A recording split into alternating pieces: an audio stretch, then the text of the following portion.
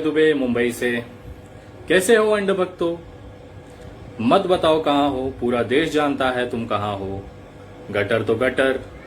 खैर, आज एक खुशखबरी देनी थी तुम लोगों को। मैंने कुछ महीने पहले नासा को मेल किया था। अमेरिका की जो जांच एजेंसी है नासा, जो अंतर्राष्ट्रीय ख्याति प्राप्त एक संस्था है, उसको मैंने मेल किया था कि आप हमारे भारत आइए। हमारे यहाँ एक सत्यानाशा है जो केवल झांसा देता है, और उसके जो सैनिक हैं उस पे जरा आप रिसर्च करिए। आपको हमें जानना चाहते हैं वो कौन सी प्रजाति के प्राणी हैं। उन्होंने रिसर्च की रिपोर्ट आई। उसमें बताया गया है कि वो नर हैं, वो ना नर हैं ना मादा हैं, न वो तृतीय पंथी हैं, न वो मानव है, न वो जानवर हैं। वो एक नई प्रजाति है। इतना डरपोक प्रजाति है जो सोशल मीडिया पे अपनी फोटो तक लगाने से घबराता है। यहां तक कि अपना असली नाम लिखने में भी उनकी पैंट गीली हो जाती है, और बातें इस तरह से करते हैं जैसे पूरे देश की जिम्मेदारी इनके कंधों पर है। जब इनके पास जवाब नहीं होता तो ये उतर जाते हैं अपने माता पिता के दिए हुए संस्कारों के ऊपर। मोहल्ले भर की मेहनत के बाद जो इनको मिला है, जो इनका जन्म हुआ है, उसके बाद ये उसी रंग में आ जाते हैं। ये दूसरों की मां बहन करने में एक क्षण भी नहीं गंवाते हैं। ये ऐसे प्राणी हैं जिन्हें अपने बाप का पता नहीं होता, लेकिन दूसरे के बापों के नाम और उनके लिंग में ज्यादा इंटरेस्ट रखते हैं कि उनका लिंग कैसा है, वो क्या है, इसमें उनका ज्यादा इंटरेस्ट होता है। अगर आप 90% इनके पोस्ट देखें तो ये केवल मुसलमानों को टारगेट करते हैं। मुसलमानों को इसके लिए पता नहीं ये क्यों इतना टारगेट करते हैं, मुसलमानों ने इनकी क्या मार के रखी हुई है, वो आज तक पता नहीं चला कि उनको तकलीफ क्या है। और सबसे बड़ा, इस पूरे विश्व के अंदर, पूरे ब्रह्मांड के अंदर इस्लाम का सबसे ज्यादा प्रचार करने वाले यही हैं। इनका नाम है अंडभक्त। ये अंडभक्त ऐसे हैं, ये दिन भर में 100 पोस्ट करेंगे।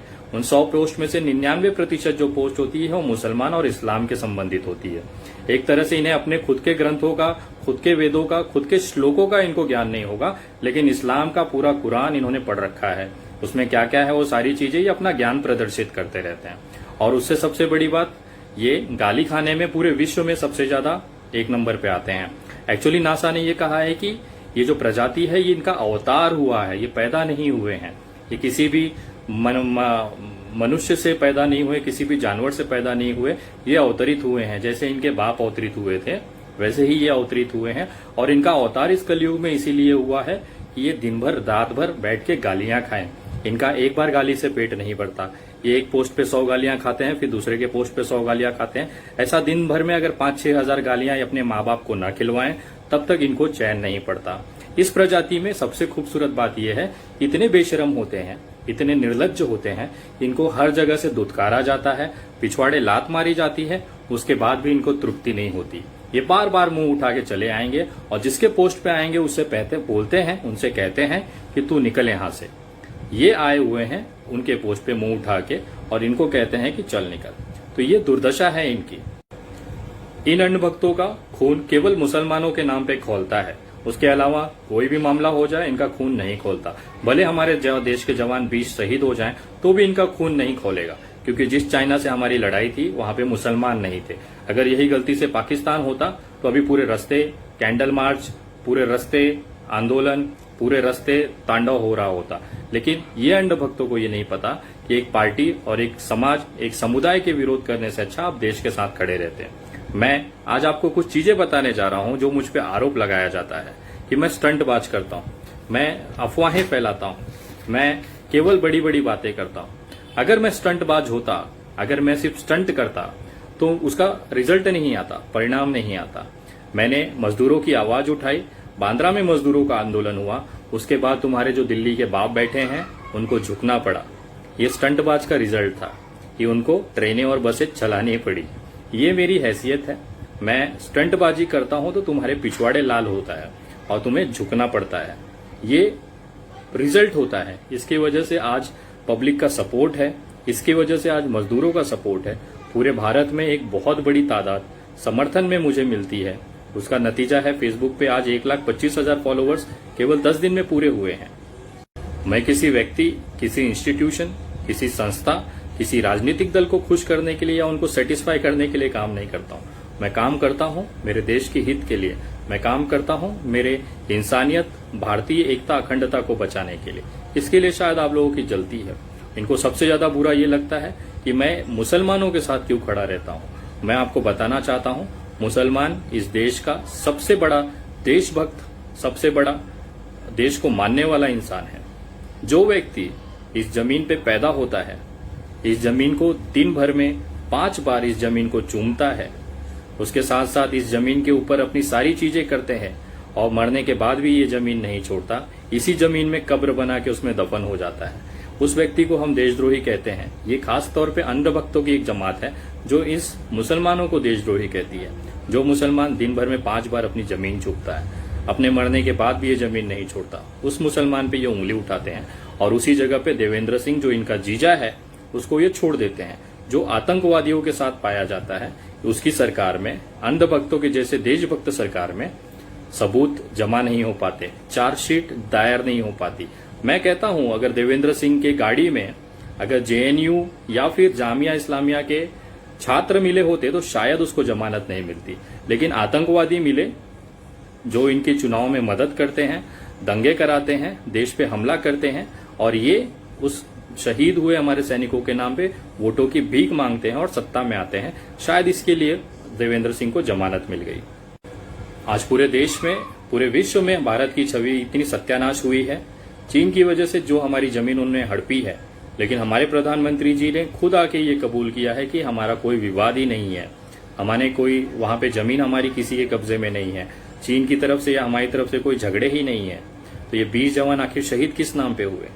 देश शर्मिंदा है कि हमें ऐसे प्रधानमंत्री मिले हैं जो अपने आप को 56 इंची कहते हैं, लेकिन मुझे आज तक समझ में नहीं आया वो 56 इंच सीना था या पिछवाड़ा था।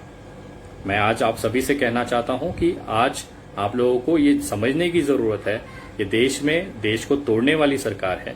सेना को बदनाम कर दिया, उनकी शहादत को खत्म कर दिया। जिन लोगों ने, जिन परिवारों ने अपने बेटे खोए हैं, उनको आज कैसा महसूस होता होगा कि हमारे देश का प्रधानमंत्री कह रहा है कि कुछ हुआ ही नहीं है। ये वही लोग हैं, एक्चुअली सत्ता जो है वो बे औलादों के हाथों में है, जिनको औलाद का फर्क, औलाद का दर्द नहीं पता होता है, वो इस तरह की भाषा इस्तेमाल करता है। अगर मोदी जी ने जो खोए हुए सैनिक है उनको अपना परिवार समझा होता तो आज युद्ध की घोषणा, या नहीं युद्ध तो कम से कम उनको एक करारा जवाब दिया जाता था। इनके अंडभक्त फेसबुक पे चिल्लाते हैं 1962 में भी चीन ने जमीन हड़पी थी, तो बेटा उस समय युद्ध लड़ के हमने, वो हार हुई थी, उसके बाद वो जमीन हमारे हाथ से गई थी, उस समय युद्ध हुआ था। कम से कम इस बार बिना युद्ध हुए हमारे सेनाओं को मरने दिया और उसके बाद हमने जमीनें छोड़ दी। ये सबसे बड़ा कलंक है हमारे देश के ऊपर, और ये आज तक सही में मोदी है तो मुमकिन है, आज तक इस देश के इतिहास में ऐसा कभी नहीं हुआ था। मैं आज सभी से कहना चाहता हूं कि आप सबको ये समझने की जरूरत है कि देश का जो एक माहौल है, केवल भारतीय जनता पार्टी ने गंद मचा के रखी हुई है, गंदगी फैला के रखी हुई है। आज इस देश को बायकॉट बीजेपी की जरूरत है। भारतीय जनता पार्टी जब तक इस देश में रहेगा और तब तक इस देश का कोई विकास नहीं हो सकता है। मजदूरी, आज महंगाई इस लेवल पे है कि आप कुछ खरीद नहीं सकते हो, लोगों के जेबों में पैसे नहीं है, और हम बनेंगे विश्व गुरु, वो विश्व गुरु जिसको नेपाल भी आके पिछवाड़े गोली मार के चला जाता है। नेपाल हमारा भाई था, चीन हमारा भाई था, उनके साथ हमारे संबंध खराब करने वाले भारतीय जनता पार्टी। आज विश्व के अंदर हमें हंसते हैं हम पे लोग, एक इंडियन बोलने के बाद, भारतीय बोलने के बाद लोग हंसते हैं हम पे कि हमने किस बेवकूफों को इस सत्ता दे दी है।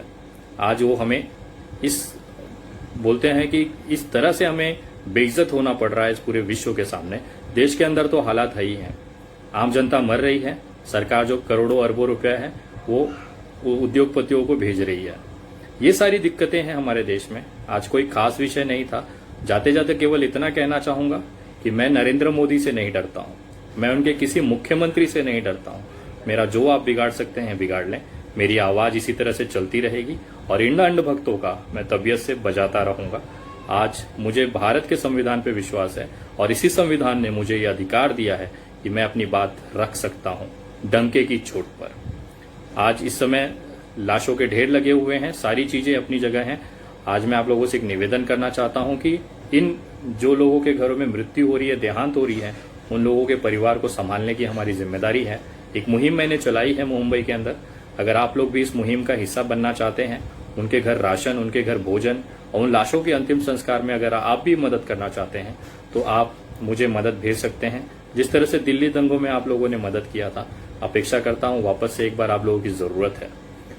आप पेटीएम, गूगल पे, फोन पे भी ये चीजें भेज सकते हैं मदद, जो भी हो स्वेच्छा से। कोई जरूरत नहीं है कि बड़ा अमाउंट हो, 1 रुपया भी अगर है तो इस समय उन लोगों के लिए संजीवनी बूटी है, उन लोगों के लिए जीवन दान है जिनके पास कुछ भी नहीं है। तो आप पेटीएम, गूगल पे, फोन पे भी कर सकते हैं। नंबर है 9594394948। मैं नंबर वापस बोलता हूं 9594394948। आप इस पे यूपीआई भी कर सकते हैं। आप लोगों से सहयोग आ रहा है, उनसे जरूरतमंदों की मदद हो रही है, वो चीजें मैं आप लोगों को अपडेट करते रहूंगा। और अगर आप अभी सोशल मीडिया पे मेरे पेज से नहीं जुड़े हैं तो कृपया जुड़ें। मेरा पेज का नाम है the Vinay Dubey, Facebook page है। इस पे 1,25,000 फॉलोवर्स हैं। मैं ट्विटर पे भी आप जुड़ सकते हैं। मेरा ट्विटर हैंडल है @the_Vinnay Dubey, VINAY DUBEY। आप मुझे इंस्टाग्राम पे भी जुड़ सकते हैं। मेरा इंस्टाग्राम आईडी है विनय दुबे इंडिया।